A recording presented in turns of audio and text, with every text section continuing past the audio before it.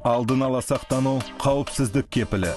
Зілзала қаупі жағдайында күні бұрын үй ішіндегі қауіпсіз жерлерді анықтап, өзіңізге және басқа да жанұя мүшелеріне олардың жұмыс және оқу орындарынан, балабақшадан қауіпсіз жол желісін жасаңыздар. Сонымен қатар, зілзаладан кейінгі кездесетін орынды да анықтаңыздар. Алдын ала қажетті керек жарақ салынған сөмке немесе жолғапшық дайындап қойыңыз. Оның ішіне құжаттарды, тамақ пен су қорын, дәрі-дәрмек қобдишасын, қолшам және сіріңкені, жылы киім және аяқ киімді салып қойыңыз.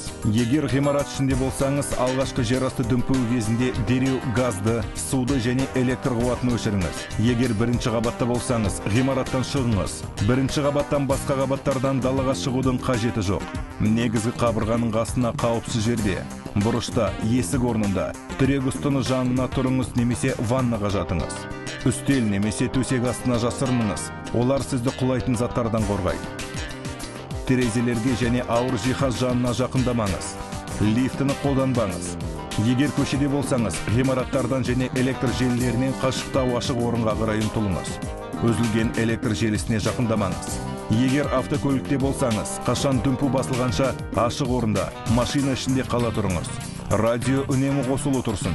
Төтенше жағдайлар қызметтерінің дабылын тыңдаңыздар. Абыржамаңыз және басқаларда үрейге берілуден бой тартыңыз. Есіңізде болсын, сіздің сабыр сақтауыңыз күтпеген апатпен күресте жетістіктің